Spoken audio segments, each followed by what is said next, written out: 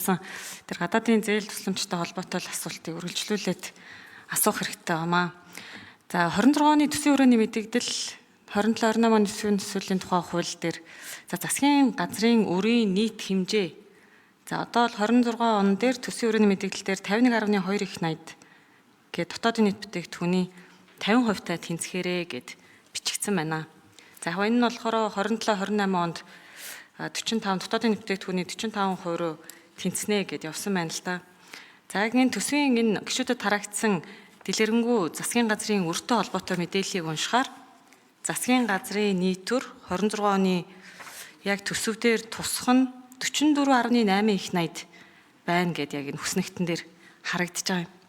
Тэгвэл яагаад энэ хүрээний мэдээлэл дээр 8 тэрбум за 8 их 80-аар ингэж нэмж 50% нь хүргээд 51.2 их 80 гэж бичсэн болоо. За магадгүй 26% нэмээд гадаадаас зээл авах гэж байгаа юм болов уу? Одоо энэ удахгүй зүрх судасны энэ эмнэлэг баригдах байгаа энэ зээл нь бас орох гэж байгаа юм болов уу гэд харахаар аль хэдийн энэ зүрх судасны үндэсний төвийг 182.9 тэрбум төгрөгөөр гадны зээлээр барина гэдэг энэ төсөвт 26 оны төсөвт хөрөнгө оруулалт талдаа ингээ орчихсон байгаа байхгүй юу? Тэгэхээр энийг л асуумаар байна. Яад хүрээний мэдээлэл дээр төсвийн өрөөний мэдээлэл дээр 51.2 их 80 гээд одоо байгаа 44.8 их 80 гадны засгийн газрын өр гэж бичсэн байгаа тэр дүнгээрээ бичихгүйгээр 51.2 их 80 гэж бичсэн бэ. За яг манай бол хуулийн дээр 60 дотоодын нийт төсвийн доктортой байдлын тухай хуулийн дээр болохоор дотоодын нийт бүтээгдэхүүний 60% хэтрэхгүй байх ёстой гэсэн заалт нь байсаар байтал одоо байгаа дүнгээрээ л одоо яг мэдэгдэж байгаа дүнгээрээ бичих ёстой байсан биш үү гэсэн энэ асуултыг бол асуумаар байгаа юм. Тэгээ ер нь бол засгийн газрын энэ гадаад зээлийн энэ хөрөнгө баталгаажуулалтын шимтгэл гээл бас нөгөө одоо авна гэд баталгаажуулчихсан. Тэгээд аваагүй байгаа тэр зээлэндээ бид нар 26 онд 59 тэрбум төгрөг төлөх юм байна. Ер нь бол зээлээ ашиглаагүйгийнхаа төлөө ингээ байнга бол төсвөөс мөнгө төлж төлбөр төлж явдаг юм байна. Тэгэхээр энэ зээл ашиглалттай холбоотой ямар нэгэн ажил хийгдэж гэнэ үү? Энэ дээр бас хариулт хэлээд өгөөрэй. За учрал сайд хариулъя. За засгийн газрын нийт өрийн хэмжээ за 2 дугаар одоо улирлын байдлаар бол 35.5 их 80 төгрөг буюу нийт одоо GDP-ийн нэг 39.5%-тай тэнцэж байгаа. За хуулийн төсөл дээр бол засгийн газрын өрийн дээд хязгаар тавьж байгаа шүү дээ. Төсвийн өрөө чинь бол хязгаар. Тэгэхээр энэ хязгааруудыг л тавьж байгаа гэсэн үг. Тэгэхээр эдийн засгийн хөгжлийн яам бол засгийн газрын нийт одоо өрийн хязгаараа тавиад сангийн яамны тооцоол бол илүү гүйцэтгэлд тулгуурлаад хийгддэг юм өрийн хэмжээ. Тэгэхээр 2026 онд бол бид нэр энэ хязгааруудыг бол дотоодын нийт бүтээгдэхүүний 50%, 27-оос 28 онд бол 40-50% гэх хязгаарыг ингээ бууруулж байгаа гэж бол хэлж болно. Тэгэхээр өрийн хэмжээ бол гэхээсээ энэ бол зүгээр нөгөө хязгаар хүрээ бол дээд хязгаар юмаа гэж одоо ойлгох хэрэгтэй. Шин одоо магадгүй гадаадын зээл тусламжийн төсөл ихлүүлээ тэр нь одоо шууд нэмэгдээд явна гэсэн үг бол огт бол биш. Тэгэхээр бид бол энэ зээлийнхаа ашиглалтай холбоотойгоор бол цаашдаа ажлуудыг бол одоо хийх шаардлагатай. Тэгэхээр цаашдаа бол бид нар мэдээж одоо өөр энэ гадаадын зээл тусламжийн ашиглалтаа сайжруулах чиглэл рүү бол анхаарах ёстой учраас энэ их хурлын гишүүдийн ч гэсэн өргөн бариад өссөн хууль за юм реформын шинжтэй ажлуудыг бол зайлшгүй хийж ижил цаашаа энэ зээлийн ашиглалт нэмэгдэх юм байл. Тэрнээс түрүүн бас гишүүдийн асуултанд гараад байгаа жишээ нь Эрдэнэ бүрэн дээр гихтэл хятадын засгийн газрын хөнгөлөлтөө зээл 1.2 их 80 байгаад байдаг. Гэтэл 2026 онд бол бид нар одоо энэ бүгдийг нь санхүүжүүлж бол чадахгүй шүү дээ. Одоо 25 онд бол жишээ нь 79.9 сая долларыг л санхүүжүүлсэн. Тэгэхээр нэг талаасаа бол төсвийн сахилга бат хариуцлагын асуудал учраас бол бид одоо ингээд тавиад бол явж байгаа. Одоо зүрх судасны төв дээр гэхтэл 26 онд бол нэг 182 тэрбум тавинаач гэдэг юм уу. Энэ бол нийт дээд хязгаараа тавиад тэр жилдээ одоо гүйцэтгэлээрээ санхүүжүүлээд явж байгаа.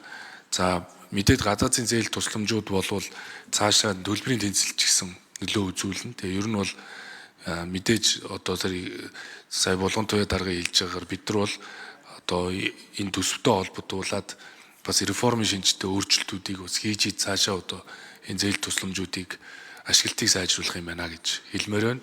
За тэгээ сангийн яамны зүгээс бол яг нөгөө өөрийн ашиглалтын талаар гадаадын зээл тусламжийн талаар бас дэлгэрэнгүй мэдээлэл өгөх баха. Тэгээ ажлын хэсэг 4 ном.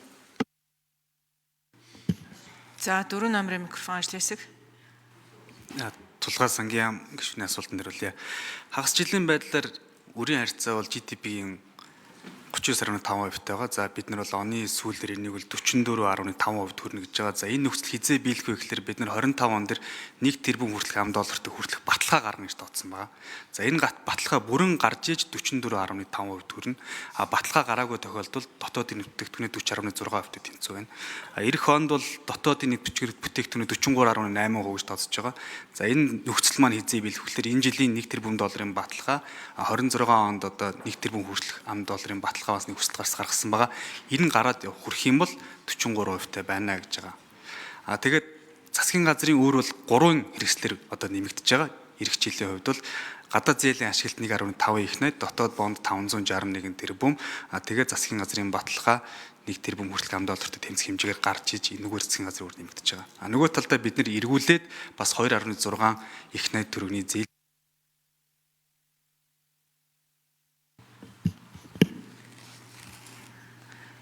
За улсын хурлын гишүүн, Уянга гишүүн нэмж тодруулъя. Тэгээ яг энэ төсвийн мэдээлэлтэй танилцаад асуух асуултаа сангийн яамнаас бол тухайн урд нь асууж явсан. Тэгээд яг мэдээллүүдийг дэлгэрэнгүй цаг тухайд нь өгчөөсөнд бол талархаж байгаа. Энэ хүснэгтийг бол бүгдийг нь ойлгож байгаамаа. Учир сайдаа энэ төсвийн доктортой байдлын хуулийн дээр гадаадын зээл тусламжийн дотоодын нийт бүтээгдэхүүнд эзлэх таазан 60% баггүй юу?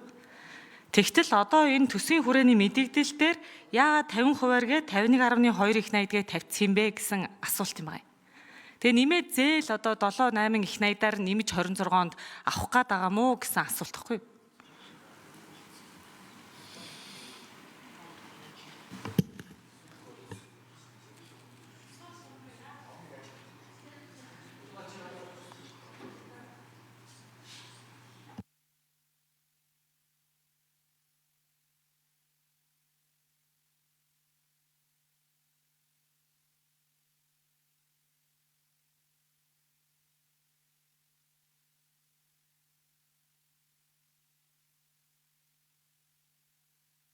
Жил байгаа хэлтэй. За 4 номер ажлын хэсэг микрофон. Эдийн засгийн хөгжлийн яамны төрийн нэрмжигэн дээр. За уянга гишүүний асуулт нэмэлтээр хариулъя.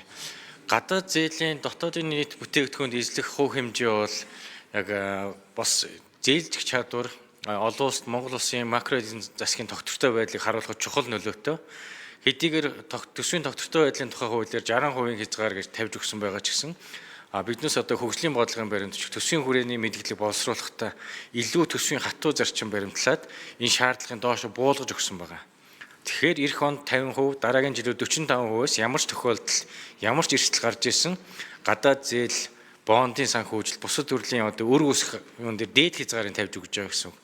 Яагаад яг хатуу тоогоор тавьж болдгоо юм бэ гэх юм бол гадаад зээлийн ашиглалт нь өөрөө гадаад валютаар авдаг учраас өрийн хэмжээ нь өөрөө хэлбэлдэж идэг валютын ханш бусад тооцоололоо. Тэгэхээр яг одоо энэ төсвийн хүрээний 3 жилийн хугацаатай тооцоол дээр төдөн тэрбум, төдөн их найд байныг хатуу тоо тавьж болохгүй. Дээд хязгаарыг тавьж.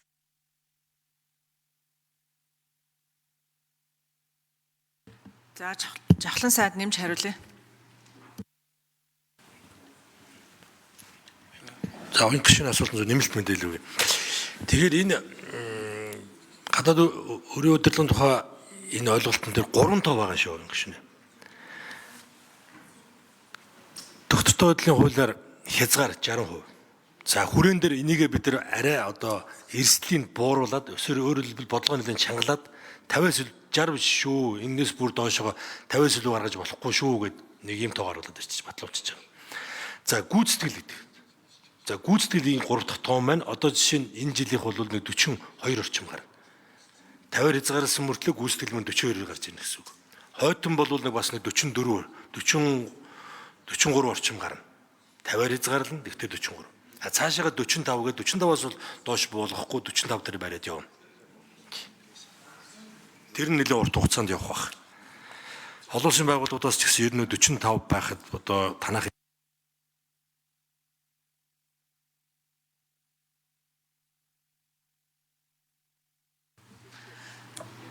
За улсын хурлын гишүүн Чинбатын Номин.